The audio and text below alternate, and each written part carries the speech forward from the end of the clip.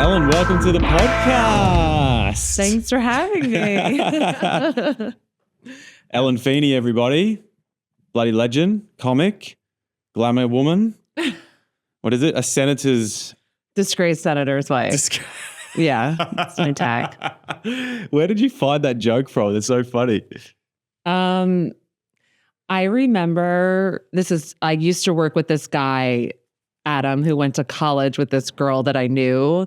And we were talking about her. Her name's Courtney. And he was like, I just feel like she always looks perfect. Like she could be like a senator's wife. And I was like, or a senator or something. But then I just thought about that like look but like it's more fun to be disgraced. It is. Yeah. That gets the laugh. Yeah. But you do have that look. You've got that like sophisticated woman. The Connecticut look. Yeah. I'm trying to shape, but it's with me. So how you been? I've been good. How have you been? Busy? Good. Yeah, I've been pretty good. As busy as someone who doesn't work can be. Yeah. But yeah, I'm keeping busy. I treat like this comedy like a job now, and doing this podcast and trying to write. What's your schedule? Get up at like 11. Okay. And go for a run or train, and then I write for the afternoon, then do mics all night. Normally don't get home till after midnight. Oh, wow. And then I don't normally go to bed till like 4 o'clock. Oh my God, really? Yeah. I'm fully nocturnal now. Yeah. Which I feel like is kind of how like if you're going to perform at night, it's hard to fall asleep after. That's right. And Mel's a late. She doesn't go to bed till the same time. She works late. Yeah. So my schedule kind of fits in with her, which is working great. What does Mel do? Real estate. Oh, okay. But she can run off like 5 hours sleep. Oh. So she goes to bed at like 4, gets up at like 10. Oh. 10 or like 10:30 sometimes. Then she quickly gets dressed, goes to the office. Yeah. Yeah. This is different for me. Like I'm used to being a tradesman, so I'm like normally up at 4:30 in the morning. Oh, yeah. It's completely different. Yeah. But I like it. I dig it. How are you liking being back in Manhattan? Because It's good. I love it. Yeah. You've just come from, you were living in LA? Yeah, I was in Manhattan for 10 years and then like 5 and 5. And then during COVID, I left. I went to South Carolina for a year, which was really fun. And then what'd you go to South Carolina for? it was very random. Like I have some cousins down there, and I'd visited before and I kind of just like fell into a space and it was like so fun. Everyone was so nice. I had so many friends and like, it was like adult Disneyland. It was really? A little wild. I was like on this little island where everyone just drives around in golf carts and just like drinks like all the time. That's sick. There's surf in South Carolina as well? Yeah, people surf, yeah. Okay. Yeah, I've got a friend I think that lives there. Yeah. That was super fun, but like I get sick of like insular environments. And so I was like, but I wanted to do something different. So I was like, I'll just go to LA. I didn't think through it at all. And I went to LA and I was working remotely. And I liked LA, but like when you're working remotely, it's like hard to make friends. And my whole family is like on the East Coast. I have like an aunt in LA, but unless you're like, yeah, you get into like a classes or like the gym or something like that. But it's a lot of those things that once you get into your 30s and they start becoming a little cliquey, like they kind of got their own little things going on. Yeah. Like I was doing Groundlings. What's that? It's like their famous like improv school in LA. Like that's where SNL like recruits from. Really? Yeah, but it's weird. It's very like improv. Can be very businessy. What is improv like? Like you've never done improv? I've done one class. Oh. And it was like a 1-2 hour class, and I was like, okay, this is okay. Did you do it like? Did you go quite far with it? No, I did like 3 classes. I think I did a workshop, which was 6 weeks, and then I did 2 other classes. It was fun. I feel like if you want to be a little looser on stage and when you don't have control, it's like a good, you know what I mean? But I didn't have any interest in like becoming an improv performer. Right. Even though I think they're genius and I love going to the shows, I was like, this isn't for me, but I liked the like skill set of it, you know? Yeah. I appreciate the art. To think on your feet like that. It's like being a child again. Yeah. It's just playing, isn't it? Yeah. And if you have a good teacher, they like break it down in a way that doesn't make it seem so intimidating. It makes it seem like graspable. So I went to an improv show when I was in Miami and it was great, but I would still rather watch comedy. Yeah. Yeah. And that's where I was like, okay, I'd rather just stick with comedy. Yeah. I get that.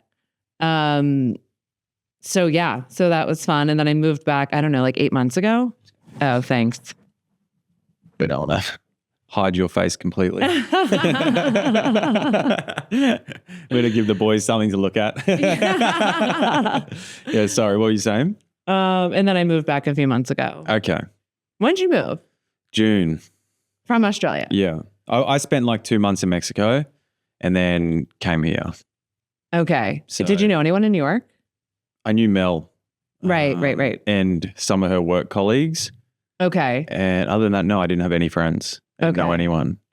And it took me like 3-4 weeks to get the courage to go do stand-up. Like I wanted to do it, but I was like really scared to do it. And that's when I just did the class with How'd you find Steven? Steven. I found his book.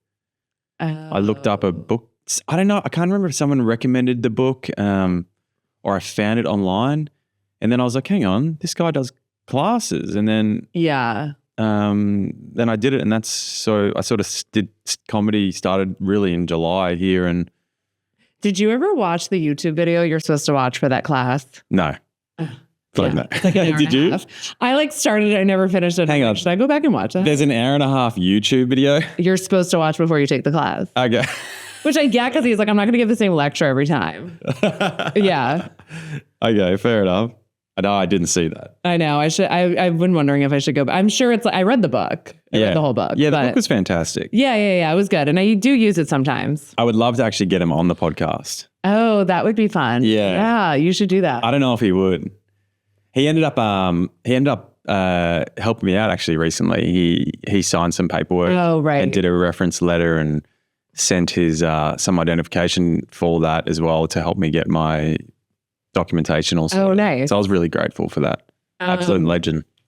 We're talking about Steven Rosenfield if anyone's interested. He does a class. It's American Comedy Institute. Yeah. American Comedy Institute, ACI. And he wrote a book. What's the book called? Mastering Stand-Up. Mastering Stand-Up. And he does classes in New York. They're really great. For joke writing, he's unbelievable. Yeah, definitely. He's been helping and writing, and he's been helping artists writing jokes in the industry for, I don't know, 50 years, 40 years. He's a long time. 30 or so, or 40, yeah. There you go. I forget, he did acting coaching. Okay. And then someone asked him for help with comedy, I think in the 90s, and he started doing comedy stuff. Mm.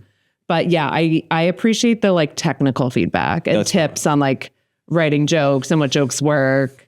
Even just the little things like how he says at the end of a show, like, don't go, that's my time, everyone. Yeah. He says, thank the audience gracefully. So, and then you can notice the difference. Most people, the majority of people say, that's my time at the end of the show. Yeah. That's my time. Instead I was hosting. Thank you very, very much. Yeah. I was hosting on Monday. And every single person got up and was like, keep it going for your host. And I'm like, you sound so trite. Like, and he would tell you like not to say that stuff. To be honest, it's taking into your time. But it's really annoying. Like it's as an audience member, like being told to clap all the fucking time. Like, because you've just clapped to bring this person on. So you've brought them on. They're there now. Why do we clap again? Why switch attention? It's just it is annoying. I don't like it. Yeah, I think it's a fair stupid. point. It is stupid. It doesn't add anything. Yeah. And by the end of it, you've then now got clapping fatigue. Yeah.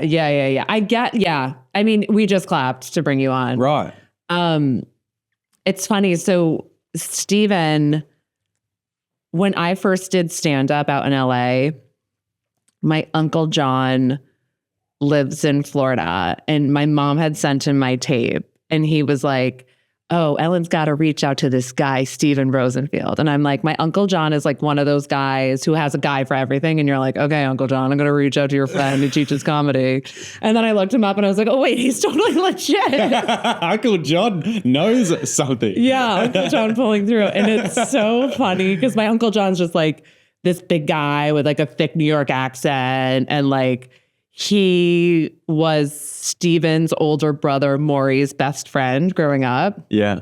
And Steven thinks my Uncle John's like one of the funniest people he's ever met. Really? Which is so funny because like my whole family, like we like roll our eyes at him. Like he's so great and nice. We're like, okay.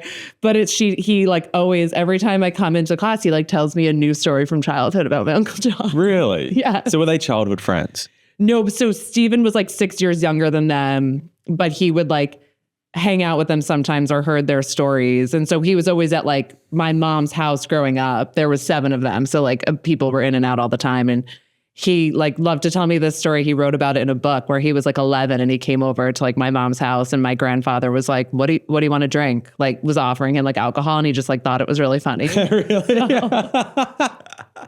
But he told me this story about how his brother Maury and my Uncle John, they were at like Iona Prep together or Fordham Prep, whatever. Mm-hmm. And my Uncle John got kicked. This was in Florida? In Westchester. Westchester. My Uncle John got kicked out of like a million high schools. North of New York? Yeah. Okay. Like the suburbs of New York. Right. And he told me my Uncle John kept asking everyone for the answers on the tests they're taking. And the teacher tells him, he's like, stop. And then my Uncle John like keeps going. And then finally he's like, John, I'm going to kick you out. And so if you keep asking people, and so my Uncle John just goes, Maury, and they take the teacher and they hang him outside the window. They hang him outside the window. And then the teacher was like so scared. And then they come back and they put him in the chair. And then my Uncle John just sat down and was like, number 13, like just kept doing what he was doing, like asking everyone for answers. Yeah. Are you serious? So. Crazy motherfucker. Yeah, back in the days when you could get away with it. Well, they used to get hit at school, those motherfuckers. Yeah, like yeah. My parents used to get the cane. I don't know about... Are your parents Catholic? Did they go to Catholic school? No, this is just public school. Oh, just public school? Yeah. Oh. Yeah, they used to smack him hard with the cane. I know my uncle used to cop it all the time. I got in trouble a lot at school. If the cane was around, I would have copped it every single day. Every single day. I was very naughty. I was just that kid that couldn't shut up. You just couldn't keep me quiet. Yeah. And I would just disrupt the class. So I'd always get sent outside. I spent half my life outside the classroom. What was the worst thing you did in the classroom? I didn't do anything like real naughty. I was just like, I would just yell out and just be obnoxious and try and make everyone laugh. And then the teacher just be like, get out right now. Yeah. Not having you disturb the class for one more second. And my report cards were always the same. Like, Cameron, he's the life of the classroom. If he could just apply himself, he would actually be clever and get good grades. Yeah. But he never does. It's fine. It worked out. Well, I don't know yet, Ellen. I'm not sure about that yet. Getting pretty close to running out of money, but no, it's all good. It'll all work out. Are all your siblings still in Australia? Yeah, they're all there. How far back does your family go to Australia? I actually don't know. One side goes back pretty far. I think one side is my dad's father. His side go back pretty far. I don't know, 5 or 6 generations. I think my mother's side go back pretty far as well. But originally, I think we do have some convict in us. I don't know where, but I think our original heritage is Irish and English. Okay, that were like sent there as prisoners. I think so. Yeah. But I should really find out. I will actually. That's good material. Yeah, it actually would be, wouldn't it? It's so interesting though. I was thinking today. You know how in America everyone introduces himself as like, you know, I'm Irish or I'm Jewish. Like everyone, or I'm Italian. Like everyone in states where their heritage is from, which is kind of weird. I haven't seen it anywhere else in the world. And I've traveled quite a lot. So in Australia, we don't do that. Like we don't go, I'm Irish or I'm convict or and we have all the same things. Yeah. Why do they do that here? It's weird.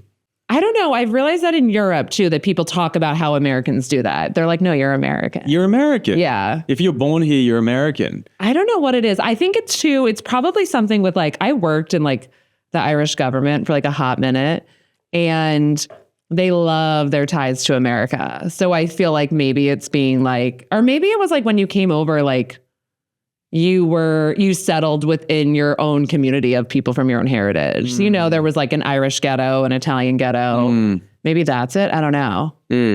I feel like that's more of an East Coast thing than a West Coast thing. Okay. Yeah. Yeah, you just wouldn't do that at home. And you would be more proud to just say you're Australian. Yeah. Yeah, it's a strange thing. Maybe we're not proud to say we're American. Well, it begs the question, doesn't it? But I think it's... we love to be different. Yeah, that's why. but you're just putting yourself in a box, a more specific box, which is fine. Humans do that. We do it with everything. We even just naming this a coffee is putting that in a box because you've given it a name and now it's a thing. But it's a very human thing to do. But it's just interesting. It's an interesting observation. Yeah, that's fair.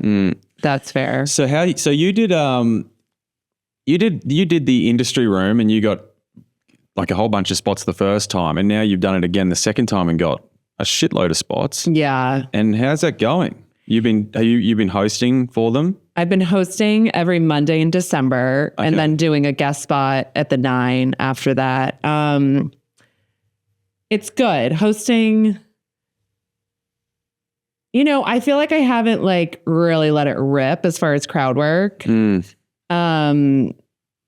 So that's my goal for this Monday, but it's been good. The crowds have been actually really good on Monday. I mean, it's all tourists, which is fine, but I haven't done a show with less than 50 people there. That's awesome. Yeah. So that's been good. It was really stressful the first time because like it was upstairs and you don't know where everyone is. There's no green room upstairs. And then timing everyone the light, and a lot of those comedians are like doing multiple shows, so they're not necessarily there when you're like, I'm introducing you in 2 minutes, like where are you? No. Yeah, so that was really stressful. So then you're like rearranging the order. So it's definitely more fun. Like it's good as far as like, I don't know, you're out there, you get to meet everyone who's performing, which is like good.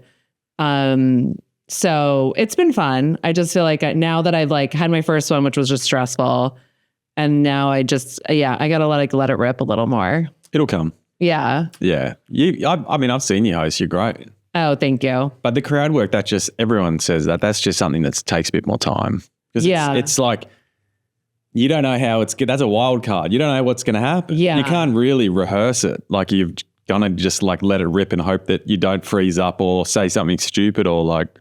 Yeah. But like the more that I actually pay attention to the host way more since I'm hosting, and I'm like, they're using the same jokes, it's as part of their crowd work, or like their jokes that are in their set that they've like weaved in. So I'm like, it's not as complicated as it looks. I just need to like kind of remember that. So no, it's not. Not that I know. I've done it once. I hosted once at open mic. I didn't do any crowd work. I didn't do shit. I just like introduced everyone. I was pretty nervous. Yeah. Yeah. I always get really nervous when I do things for the first time. It's not like I get in my head. I'm like, all right, everyone's looking at me. Yeah. What do I do? Yeah. I don't want to make a dick of myself. What I do like about hosting though is you are like, I feel like you're talking, I mean, anyone can talk about current events, but that's kind of like a tip I got for hosting was like make current events jokes. And I like that. I like my current events jokes more than I like my material. Oh, really? And are you reading like newspaper and stuff for that? What are you doing to get your current events jokes? Yeah, I should do more like pop culture stuff. I don't like keep up on pop culture as much, but I just kind of like read the paper and see what like shouts at me. And I mean, obviously it's been like a really good month for material as far as like news. So I do like that part. I like the more like, because when you're putting together your normal set, you're like, I'm not going to work on a current events joke because what I can use it for 1 week. What's the point, And so with hosting, it's fun to just do like 2 minutes of like current event stuff. Yeah, 100%. I've written a few jokes about current events, but it's, like you just said. I feel like the bar's lower too. I feel like they laugh more at my current event stuff because it's like, I don't know. 100%. But yeah, once you write it, you do it a few times, you can't use it again. It's like, so it's, you don't want to put in a lot of effort. Yeah. Yeah, that's interesting. And you're living on the Upper East Side again. How's that? I secretly love the Upper East Side. I know it's like supposed to be kind of lame, but I'm like, sidewalks are big. It's clean. It's quiet. There's and there's still like a ton of bars and restaurants and coffee shops, which I spend like all day at. So. Oh, really? So do you actually go out and work? Yeah, I never work right at home. Really? Yeah. Interesting. You handwrite everything, don't you? The first time I write something, I usually handwrite it. Okay. Or if I'm struggling with something, I'll turn to handwriting. Do you ever handwrite? Yeah. I'm doing it a lot more now. But I've always done laptop, but now if I'm like sitting on it for ages on the laptop, I'm like, fuck this, and I just close the laptop and get the pen and paper out. Yeah, I find it helps.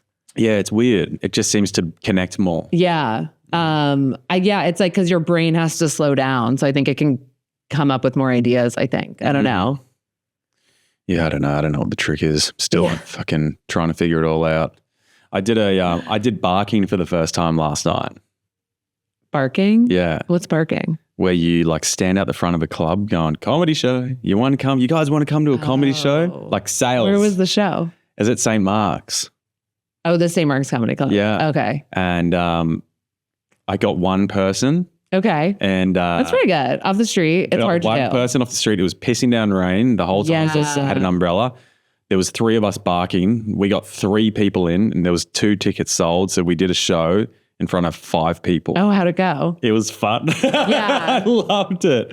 I just love shows. I really do. And he put me on last, gave me 10 minutes. Okay. And I did 5 minutes of bits and then a 5-minute story. Oh, okay. And it was just awesome. Oh, cool. Which story did you do? I did a story on when I got caught drink driving naked. Oh, yeah. Okay, cool. Yeah. And the one you heard the other day. Yeah.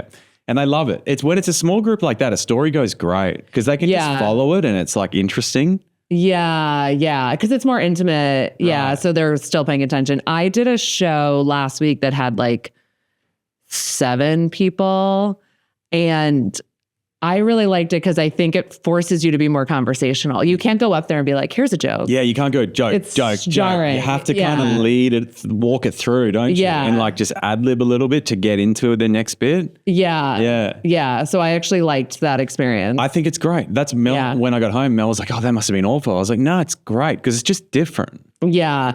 And if you can make 5 people laugh, you can make 100 people laugh. Yeah. Any day of the week. It's funny because now that we're talking about it, I feel like my mindset going in to those shows should just be like, pretend like there's 5 people here. Because I think that's a better like flow. And I'm telling you, like standing out the front in the rain, trying to sell tickets to people walking past completely kills your ego before you go on.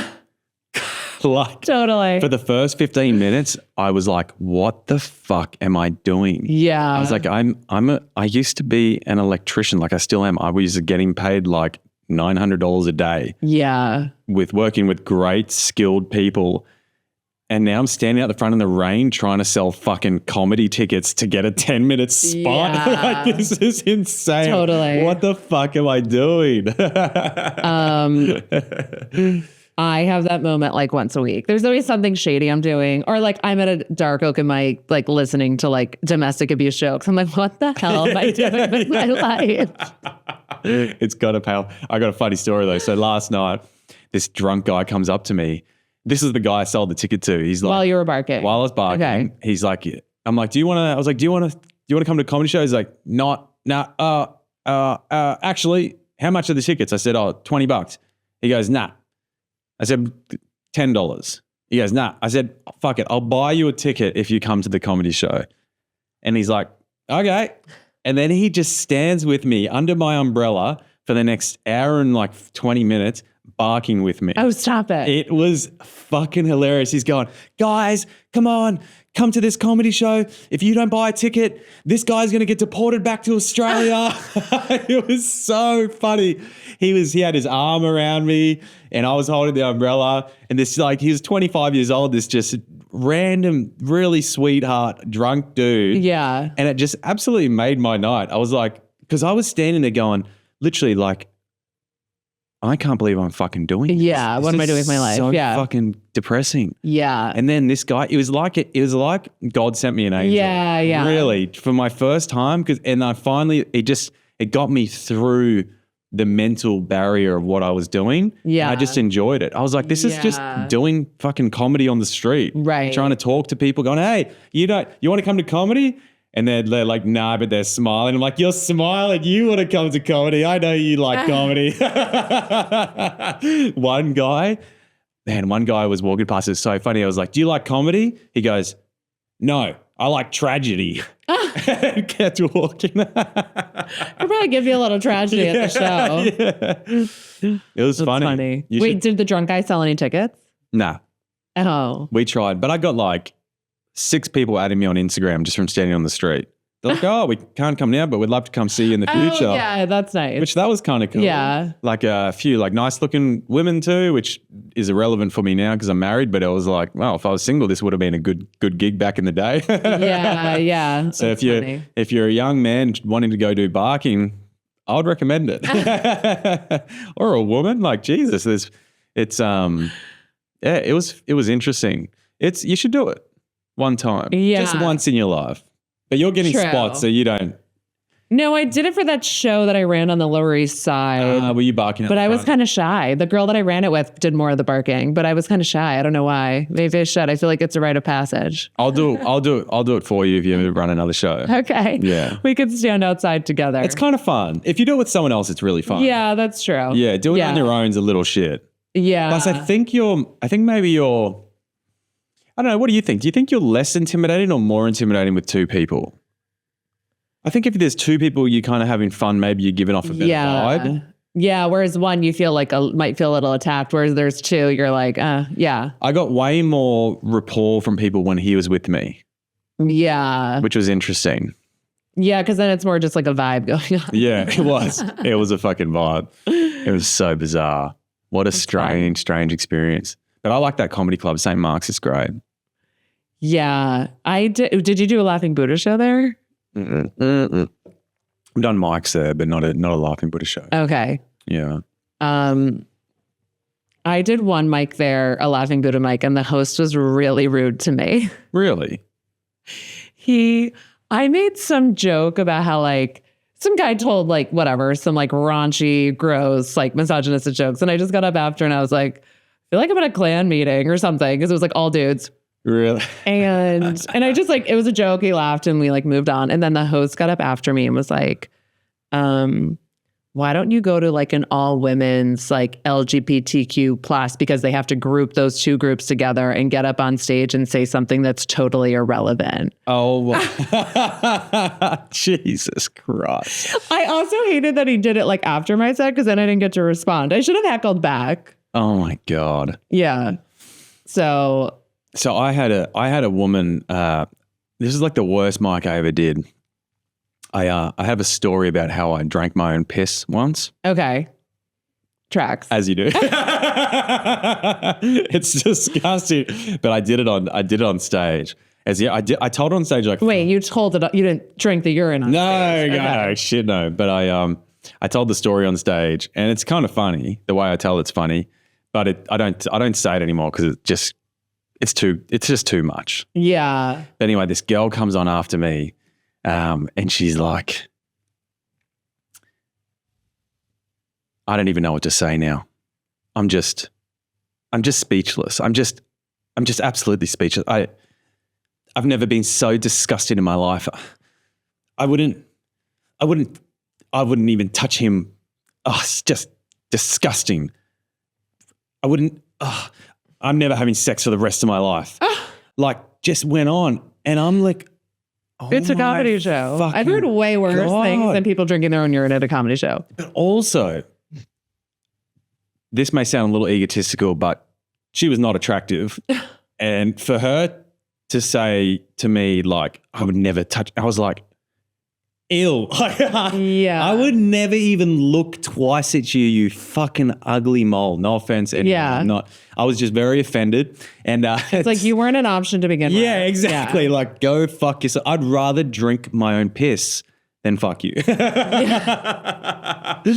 I was,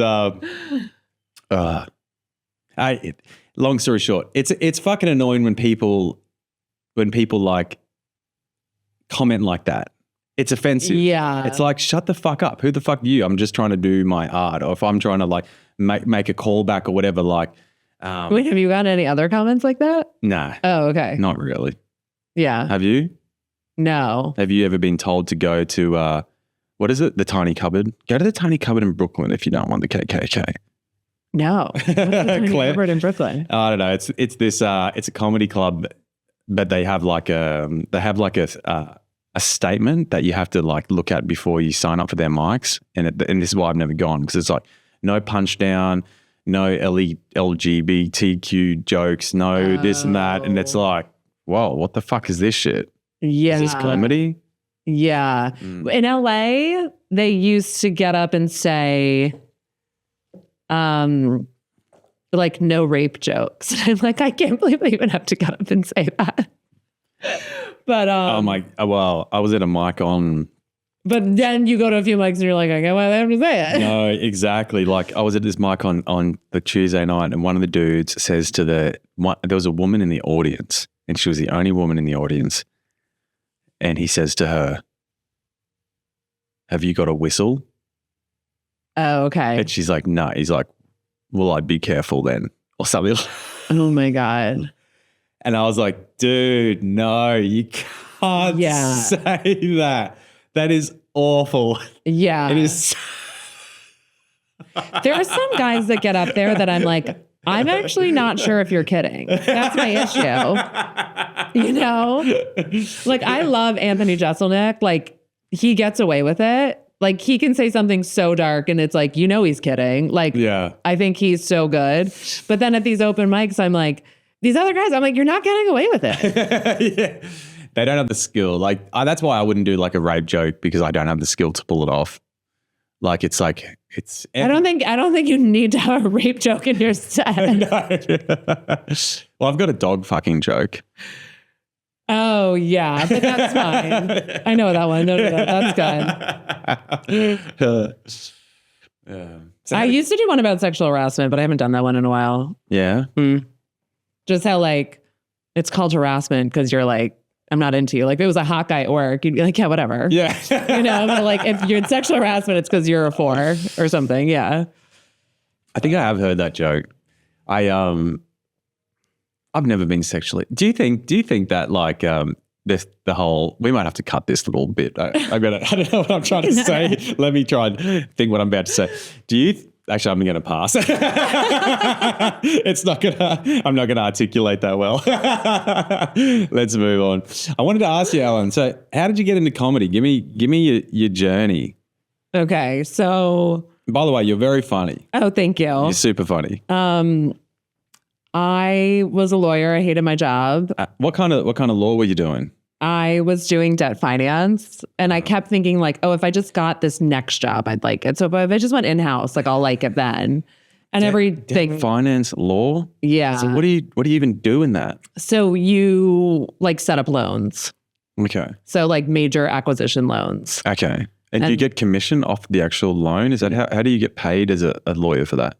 They pay an astronomical fee. Right. Of like what you're billed out like per hour. Yeah, gotcha. And so I hated it. And I had talked to this like astrologer a few years ago, and she kept telling me to work in entertainment. She's like, could you even switch to like entertainment law?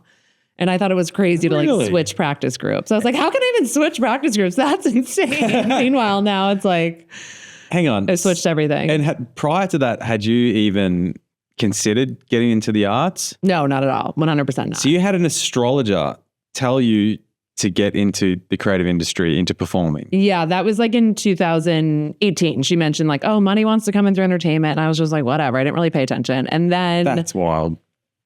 And then we went on and I used her for a few things for work. Like I would talk to her like once or twice a year. And then once I got to the breaking point with my job and I quit, I had an appointment with her. And I was like, I'm in LA and I'm in LA. I feel like I'm going to take, I want to take like an acting class or something. And she's like, you have the perfect chart.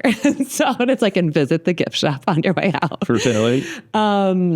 So she was the one that told me to go do acting or performing. And so I was like, I don't even know anyone in the industry. I wouldn't even know where to take a class, like whatever.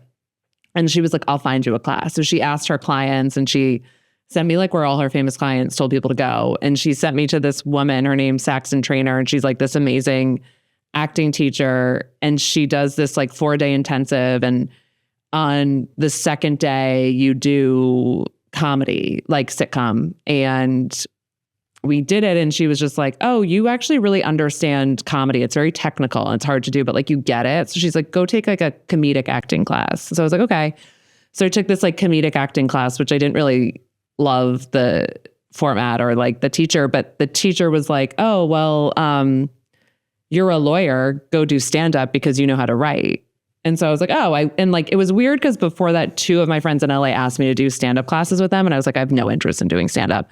So then I went and did this class and I didn't really love the class. And I was like, okay, I'm just going to do this stand up and be done with it. And then I did it and I was like, oh, that was kind of fun. And so then I just started doing more of it and then kind of getting like some little wins along the way from people or from like getting into festivals and whatever. And so then, yeah, I just kind of been sticking with it. But yeah, it was basically this like astrologer was like, you should explore this. And I was like, okay. That's insane. So how'd you get into comedy? I booked a class I booked a course when I was really drunk and high on cocaine. Okay. How long ago? That was at home. That was 3 or 4 years ago. I did a class and then sort of did it for a year very sporadically and then didn't touch it again for like 2.5 years. Okay. Until I got back here. Okay. Yeah. But at home, I was only doing it like once a month. Oh, yeah. Because it was, it was good, but I just didn't. I was awful. I was honestly awful. I was so bad. There was one night I got up and did 5 minutes. I didn't get one laugh. Not even a ha-ha or a chuckle or a sympathy laugh. I got nothing. Really? I was so bad. What did you talk about? I did a whole bunch of political jokes. This is all. I don't even want to talk. It was so awful. Do it. I'll tell you my first time if you tell me your first time. I did it, but my first time was actually really good. So this wasn't my first time. Yeah, I feel like everyone's first time's good, and then it's like massive. Everyone there. And then I did this. This is my worst night. I did this 5 minutes. I invited people from work to come and see me. I did these political jokes, which I wrote when I was stoned, which I don't do anymore because it just doesn't work. And one of my jokes was about Elon flying like a rocket to space. Okay. So I bought a white shirt and drew a rocket on my shirt and wrote Elon on my shirt. Okay. Thinking it was going to be funny. Okay. This is just... Yeah. It's so embarrassing to even talk about. Now that I have some idea of what's going on, like... You would never do that because it's distracting to the audience. It's just so dumb. Yeah. It's like trying to get a laugh.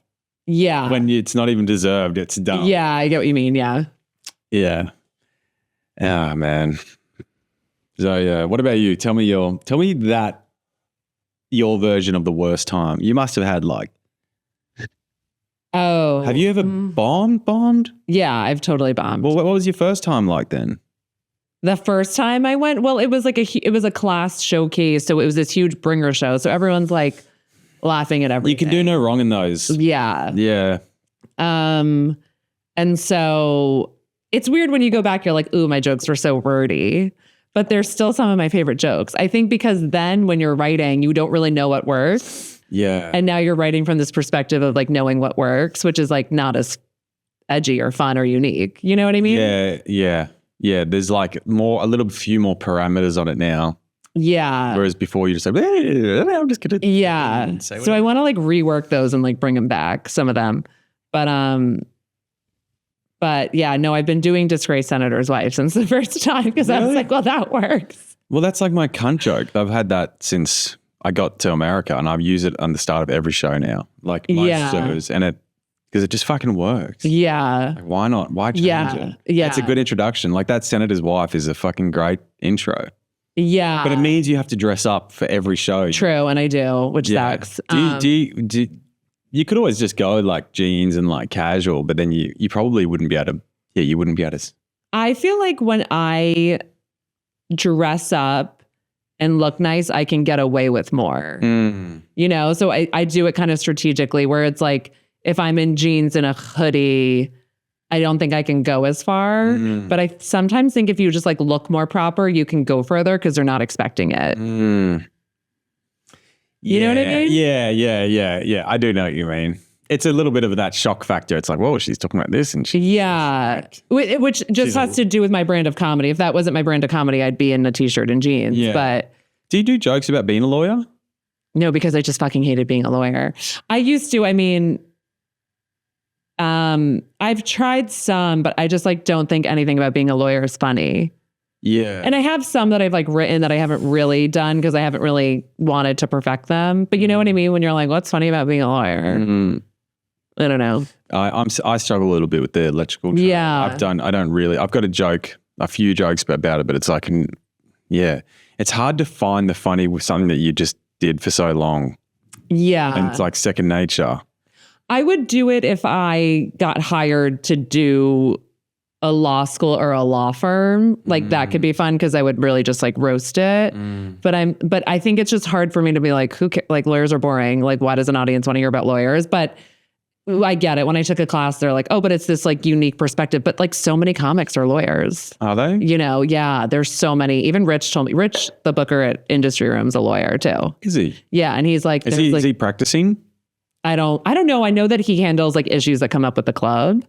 But like I like that woman the other day at that mic. Yeah.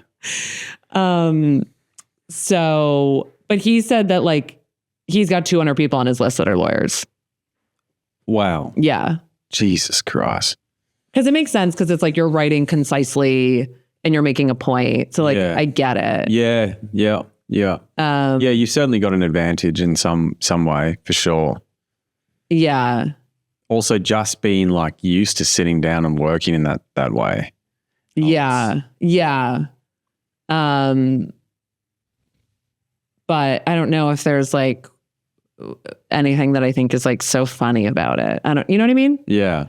So I don't really talk about it. I think it would be more like funny stories. Like if you could point out like someone who was getting sued over something that like was just bizarre or crazy. But did you have those sorts of stories in the sort of law that you were doing? No, it's like very corporate, very buttoned up, but like it's funny because like you're servicing these like clients who don't really care. They're like, yeah, whatever, cool, read it. They didn't read it. You know what I mean? And so, and then they'll just like send you random emails like, yeah, that looks fine, whatever, blah, blah, blah. But then you'll get an email from them like, oh, can you talk? And you're like, okay. And you call them and they're like, oh, so my son got a DUI. And so they're like looking for like another lawyer recommendation. So that's funny. Yeah. But as far as like, I think the lawyer stuff is funny as far as more of like a situation, how people think they're saving lives all the time. And it's so serious. And it's like, I wish I like could think of like, it's like the guy who keeps children's books in his office because he has to FaceTime his kids to read them goodnight stories because he's like tied to his desk. Fuck that. Yeah. Do you think that people get to the end of their lives when that's sort of, and they've missed the kids growing up and they've, missed all these things and they've been tied to work. Do you think they must regret it? I mean, I don't like. I would think so. I think you just get so addicted to like the money and the power, and then you're so entrenched because now you're sending your kids to private schools and you're doing all this. Like, how do you walk away? Yeah, I don't know. I mean, I would love the money. I really would love the money. Yeah, but like, especially as a lawyer, like you make good money, but like, there's easier ways to make easier money. I was just like, this isn't like you're tied to your desk. Like, I don't know. You're never signed off. Doing a Zoom call to read your kids a bedtime story, that would be sad. Yeah. Although if you're touring comic or whatever, you'd probably have to do the same thing. Oh, that's true. Yeah. Which is kind of that would be the plan in the long term, wouldn't it? Are you still doing law now? Not right now. No. Okay. I've done like some consulting. But currently, I'm not doing any law. I'm afraid if I like started, I'll just get like sucked back in. And you will. Yeah. Because you can't help it that's why I'm not going to do electrical here. Because it's like, you start caring and you can't you can't do a half-assed job at something that you're qualified to do. You have to care and you have to give it everything. So yeah, I'm not going to do it. Plus the hours here wouldn't be any good for the entertainment industry. Like getting up at 5 a.m. to go to work would be fucking awful after you've just come off doing shows. Yeah. Get home at 1 or 2 a.m. It's like impossible. Yeah. Yeah. I'm going to try and do more events like what, when I volunteered with your family that day. Yeah. Those are fun. That was fun. Yeah. I've done some of those. So I don't know. It's like, I'm not spending that much money right now. So I'm like, not that kind of whatever, but time will come when I'm like, I need to start making money somehow. Yeah. Have you ever done any like writing gigs on like Upstart or something? No. Have you? No, I think I've like applied to some, but. Upstart is like when people paying for someone to do something specific. Yeah. For like, they could build a website for you. They can like do your TikToks for you, whatever. Is there people that can do your TikToks for you? Yeah. I would love that. Yeah. Brendan has a guy. Oh, really? He's like in Pakistan or something. Is Brendan doing TikToks? He hired someone to like cut them for him. Right. Like to make them for him. So. Yeah. It's actually not that hard to do though. I know. I'm kind of getting used to it now. Are you posting every day? No, I like had a hot week and then You stopped? Yeah. Okay. That's the good thing about this podcast is I'm actually just posting reels from that. But I get like 200 views a reel, which is nothing. But okay. It's still something. Yeah. It's still some sort of content. Yeah. And I think it helps the more that you're posting, the more they'll help you out, whatever. One a day is enough for me. Yeah. It's too much because you got to get it, edit it, cut it, transcribe it with the words. Yeah. Whatever you call that. Then I've got to separately post TikTok, YouTube, Instagram. It's kind of a fucking pain in the ass. Yeah. Yeah. Someone was telling me the other night that they pay someone $500 a month and they just do everything for them. They send them the clips. They edit the clips because they edit the sound, but then they send it to them. And so they just like don't have to think about it. I'm like, yeah, but I don't have a full-time job. So yeah, exactly. I got no excuse for that. Oh God. So what's your plan in the future? Where are you going to be sticking around New York for a while? I think so. Yeah, I think I don't see myself going anywhere else in the short term, unless I got like a really cool writing job somewhere else. Are you applying for writing jobs? I'm putting together a writer's packet right now. What does that entail? So I wrote like an episode in like John Oliver's voice. So someone told me like, just pick anything you want and write it in someone else's voice so that like, whether it's a sitcom or it is something like The Daily Show, because you just need to prove you can write for someone else's voice. And so, and he told me that John Oliver is like the top tier writing. So I was like, whatever, I'll just take a stab at it. And so I wrote, it's called like a spec script. And so I wrote a spec script for, I did it with my sister is like a big blockchain expert. And so we wrote an episode about. Your sister's a blockchain expert? Not the sister you know. Okay. Yeah, their sister. Is a blockchain expert? Yeah, she like wrote a book and all this stuff. And so we wrote this spec script about the regulation that's supposed to come to the Senate floor within the next, it was supposed to be by year end, but I don't think it'll do that. But about like the blockchain regulation, how it's kind of like a sham. So that was fun. I almost found it easier to write in someone else's voice because like with comedy, you struggle so much to find what your voice is. You don't know necessarily when you first start how the audience perceives you. And I found it kind of nice to write in someone else's voice. I actually found that easier. So. Interesting. Well, that makes sense. Like there's probably a lot more fiction books than nonfiction books. Yeah. Where people are like being someone else or something else. Yeah. I don't know that for a fact, but I would assume there's more fiction books. Do you fact check this podcast? No. Don't trust anything I say. There would have to be more fiction books than nonfiction books. I would think because there's more stories.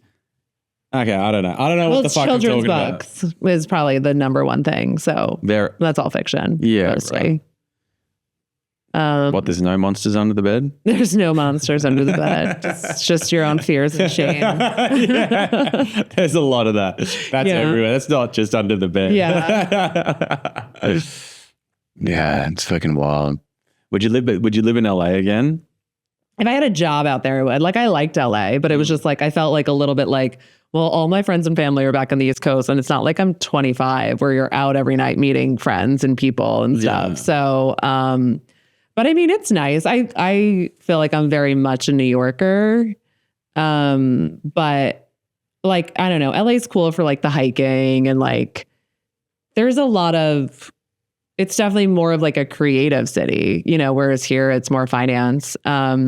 So you meet like cool people doing cool things in LA. But yeah, I don't know. I just kind of felt, I think the comedy is better in New York for our level. Yeah. I mean, you can just get, there's so much time you can get, efficient time you can get on a mic. Yeah. There's more opportunities for like bar shows and more opportunities that people are running their own shows. So then they're asking you to be on those shows. So someone explained it to me, like New York has a better, like kind of this middle-class comedy. Like LA is great if you're famous or if you're just beginning. But I think that like there's more, I've definitely had more opportunities in New York than I did ever in LA. Plus your web of contacts is probably a lot more vast here, I would assume. Yeah. Like if I was like still doing bringer shows, it's just easier to call on people in New York. And I think it was like a little hard adjusting in LA. Like you would tell a joke and you'd have to be like people just like don't read the paper. So like you'd have to be like Joe Biden, like the president. And so that was my experience, at least. It was hard for me to like get a feel for the room like that, which is like a good skill to have. I just didn't have it when you know what I mean? When I first started to like know what's universal, you know? That's wild. Did you hear about how, you heard about like how Broadway Comedy Club, they've got like a whole bunch of like professional barkers that bark for them all the time? Yeah.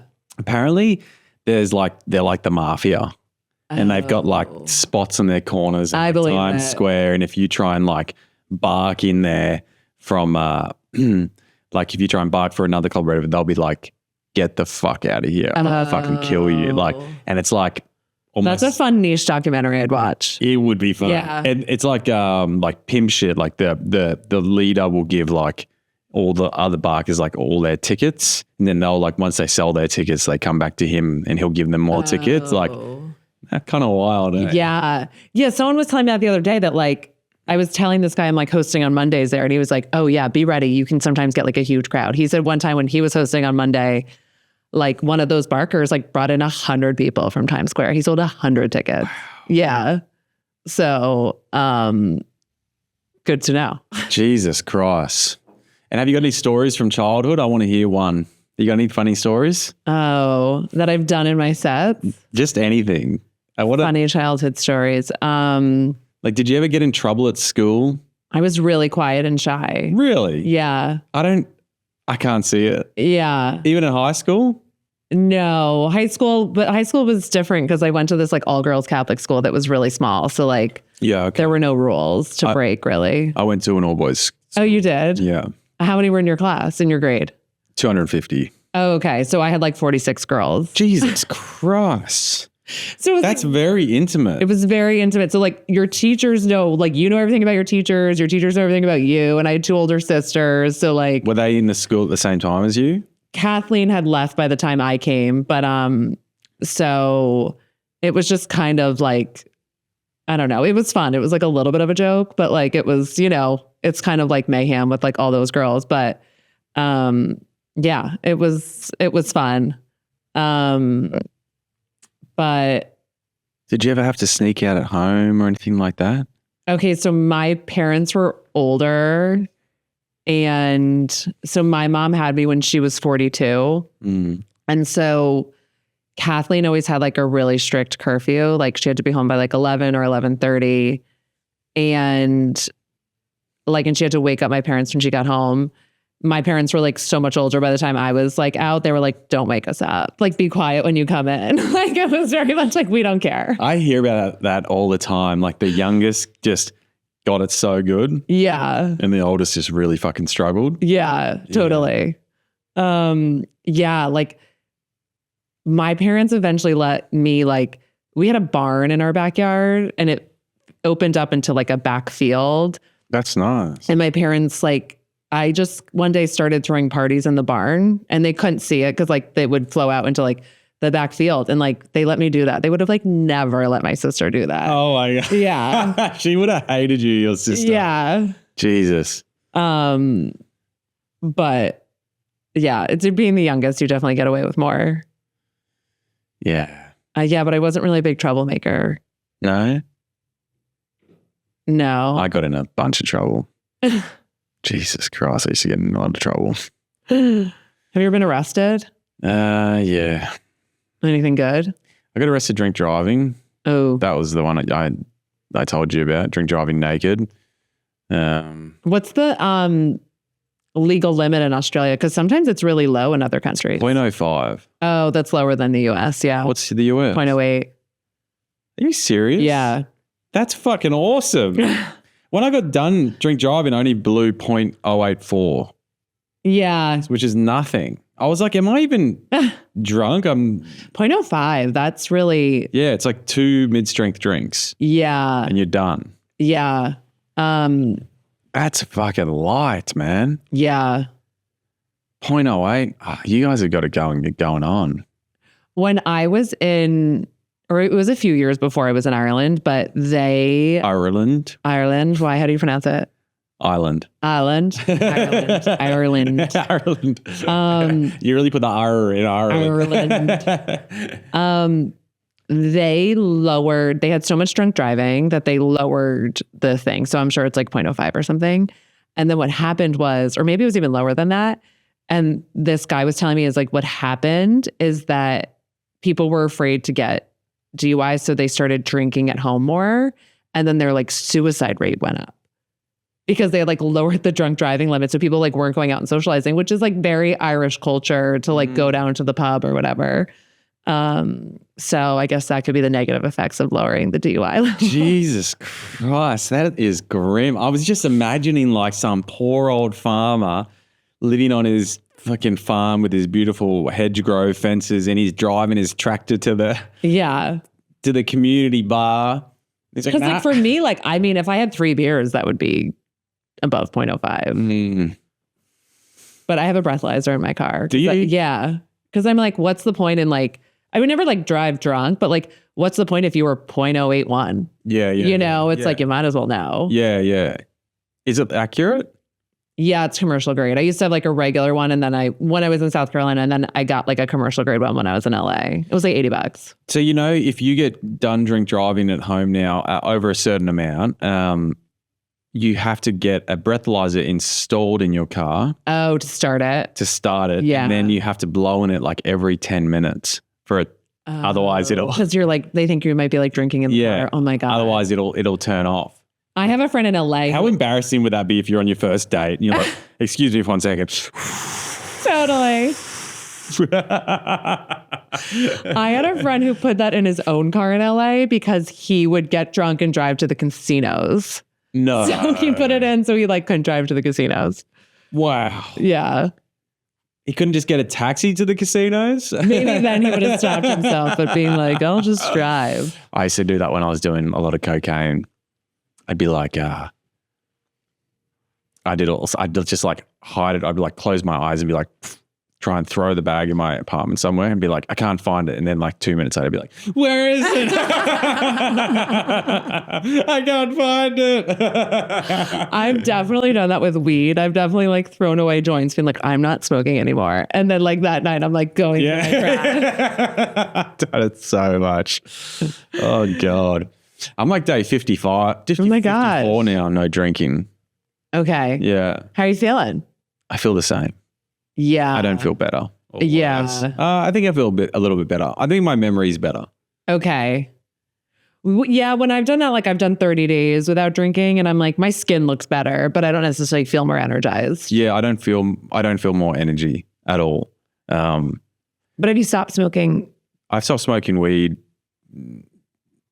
sort of, this week. I mean, I'm not a heavy. I haven't smoked yet today. Yeah, I'm not a heavy smoker anyway. Like if I smoke, it's just a little bit before bed. Yeah, that's what I do. Have a little smoke, meditate, and then jump into bed.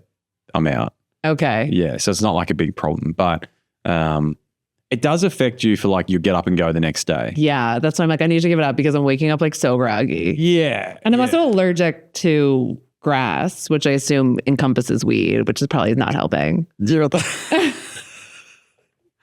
you think you're still groggy after edibles? Yeah. Yeah. I'm addicted. Yeah, I love it. I go through some weeks, I'm like, I do it every day. And then Mel's like, you're a fucking loser. You need to stop. She doesn't say that. I say it and she's like, yeah, you are. Yeah. It's so, I don't know. It's hard too when you do a show and then you want to go to bed, but you're still like, your heart rate's still going from a show. Then I'm like, sometimes I just need to smoke pot so I can go right to bed. I started doing it as a lawyer because I'd work really late, like till 2 a.m. And then like if you work till 2 a.m, you're not going to fall asleep till 4. Yeah. But if you just smoke weed, you'll go right to sleep. I love it. I really do love it. I think it's great. I think I feel like with weed, there's always the initial part of like some bullshit you've got to get through. Like there's always for me a barrier I've got to kind of break to then enjoy it. I don't know, like some sort of insecure feeling or thought will come up and I'm going to like, all right, deal with this shit, like, or ignore it or whatever. But then once I get past that, it's like very peaceful and blissful. Wait, what do you mean when you're stoned? Yeah. So when you're stoned, it brings on something. It'll bring on something that's just a mind-made thought. It's not even real. But I will tell myself something negative about myself. Can you give an example of a thought? Like I might be like, just for example, like I might be like overthink something that I might have overthought, like something about myself, or like I'm not funny or whatever. Like I'm looking unfit. I'm getting fat, and then I'll be like, I'm getting so fucking fat. I'm so fucking fat. I'm just like a fucking loser. I need to like.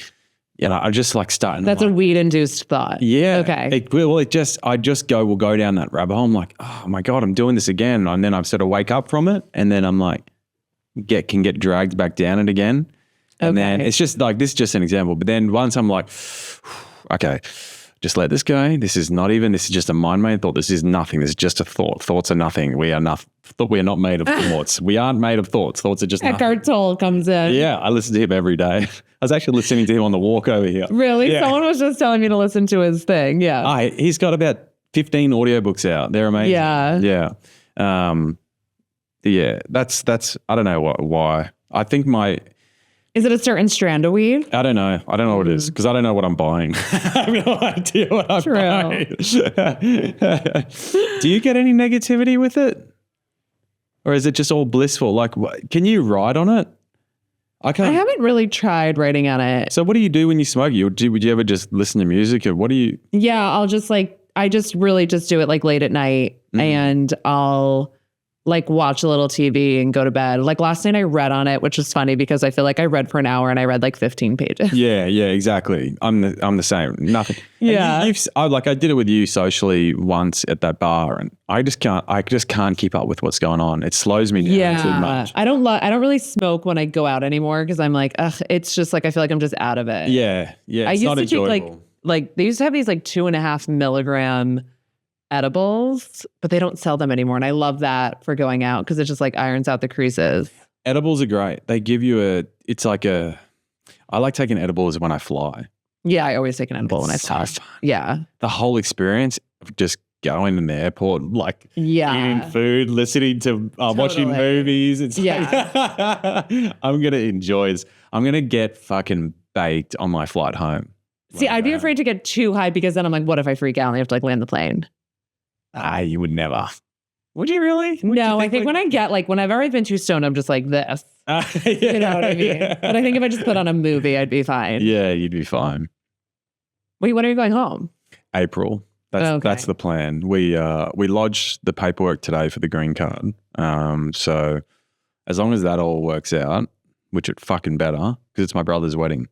Oh. Yeah. I've been told that it'll be fine because we've got it in on time. Okay. So I've got Is this one of your triplets? Okay. yeah. Do you like his wife? I love his wife. Oh, okay. Yeah. So I was like, well, we're not going to say otherwise. Yeah. No, I love it. She's like, I've known her for years now. We get along great. Okay. Get along with all. Is your sister married of the triplets? Yes. Okay. Yeah, and she's got 2 kids. Okay. So she's great too. I love her husband. He's cool. Oh, that's nice. Everyone in my family is cool. Okay. They're like really fucking, it's a cool as shit family. Oh, that's fun. And all the in-laws are really fun. Oh, that's nice. Like all my sisters married really awesome dudes. So we okay. we get along well. Yeah, that's huge. We party. Oh, that's fun. Yeah. It's really fun. I won't say how much because my sisters might listen. Oh, we've had a few loose nights. It's really, really fun. Oh, that's nice. Well, give me your, what's your Instagram? Feenz, ELLEFEENZ. Have you got anything else you want to I don't plug? really have a lot of things on my Instagram. Yeah, well, you will soon. Yeah. Keep going with it. Yeah, I got to start putting stuff up. Yeah, do you not post when you're doing shows and stuff? What about with all these shows that you got with Broadway? I didn't post them because I just kind of wanted to like let it rip, and I want to like not do that in front of people I don't know. Do you ever feel that way? Or yeah. like I know I'm like totally in my head about it, but No, I way rather performing in front of no one that I know. Yeah. It's way more fun. Yeah. So this has been a little bit of my like, I just want to kind of experiment more. Bit of you time. Yeah. Even though it's like way easier performing in front of friends and family because they already get you and they already think you're funny. Yeah. But I don't know. I just like kind of want to fall on my face by myself. Yeah. But also with friends and family, because they've seen your stuff. I don't know. I get in my head about that. I'm like, they've already seen it. Oh, they've already heard this joke. Totally. Yeah. But then you got to realize, well, there's actually 8 other comics that they can see that they haven't seen. So it's not really. Yeah. Yeah. Wait, do you have a joke that like you've cut and then someone's been like, oh, I like that joke that you did. Do you do that one anymore? Because I just think it's interesting. Sometimes I'm like, oh, that joke's fine. And I'm like, and I put it on the B list. And then someone will be like, someone I know will be like, oh, I saw your video and I love that joke about like skiing or whatever. And you're like, oh, really? You know, has that happened to you? Yeah, it has.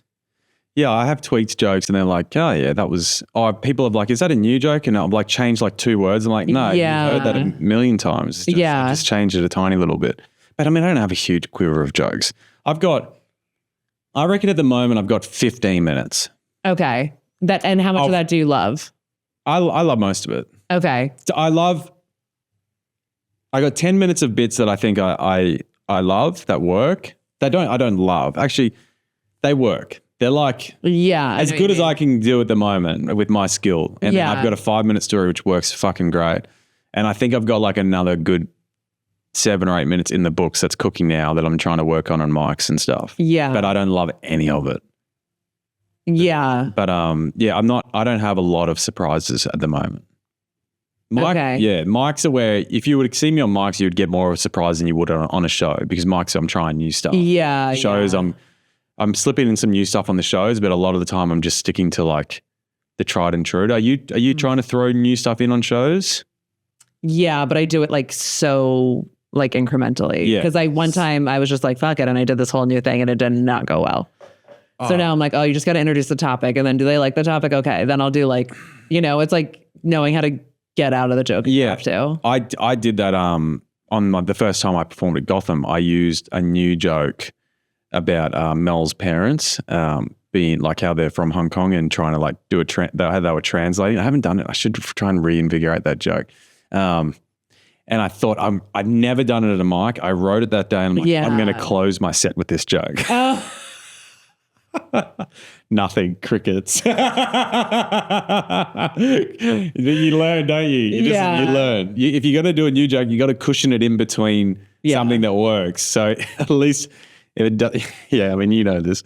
It's so funny though. It's totally been there where you're like, this is going to kill. Yeah. And then you get like no, so you're like, I'll end on it, whatever. And then you get no laughs. You're like, what? It's delusion. Yeah. It really is in a way delusion, isn't it? When you just like, and all day you're like, this is going to be so funny. It's so funny. And you do it and you're like, nothing. You're like, what? Yeah. It's so funny because I heard like Steve Martin and Martin Short on a podcast, and Martin Short will talk about that. He'll be like, oh yeah, Steve Martin, but I'm gonna do this joke tonight. It's gonna kill. It's gonna kill. And it gets like no laughs. And I'm like, there's nothing I love more than seeing pros bomb, because it makes me feel like normal. Yeah, totally. You're like, oh, okay. Like everyone else bombs too. Steve Martin is fucking insane. Yeah. Have you seen any of his videos of when, like when he was performing in front of like 40, 50,000 people. Like he was like the first guy to sell arenas. Oh, I've seen his videos because I watched his masterclass and it's so funny. There's no one like him in the world. Yeah. Have you read his book? Yeah. Yeah. And how he just used props and it was incredible. Yeah. Everyone who, if you haven't done so, you should read Steve Martin's book. It's called Born Standing Up. It is so fucking good. Yeah. And then watch some of his YouTube performances. He's insane. Yeah. And I love that he came from being like, what was it, a magician? Yeah, he started off as, a child magician. Yeah. And like, is it Disneyland or something? What? It was Disneyland because he's from California. Yeah. Yeah, he makes me want to take like a clowning class just to like have a different perspective on like a joke. You know what I mean? Yeah. I haven't seen any prop comedians. Yeah, you have at that mic at the comic strip. That guy brought out a tuba or something. Remember that? It was like a Saturday. Not the comic strip. The stand. The stand. Oh. Was it an electric guitar? Something, yeah. Yeah, like a little, it was like one of those, actually I have seen. I guess that is a prop, isn't it? Yeah.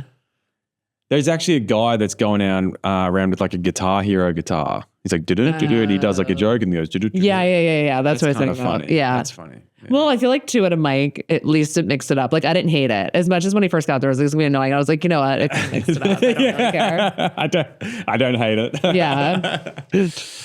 Well, thank you very much for coming on the podcast. Oh, thanks for having me. This was fun. Ellen Feeney, everybody. And let's do this again. Yeah. And there's nothing else you want to plug while we're here? No, don't come to Broadway on Mondays because I just want to be free. All right, everyone. We're going to go to Broadway on Mondays. What time? Noon. Hey guys, thanks for listening to this episode of Going After It with Cam Bird. Produced by Ryan Rizzuti and music by the very talented Brian Rigby. If you've enjoyed this episode, please like and subscribe, and remember to hit that notification bell. Take care, everyone, and if you can, get after it.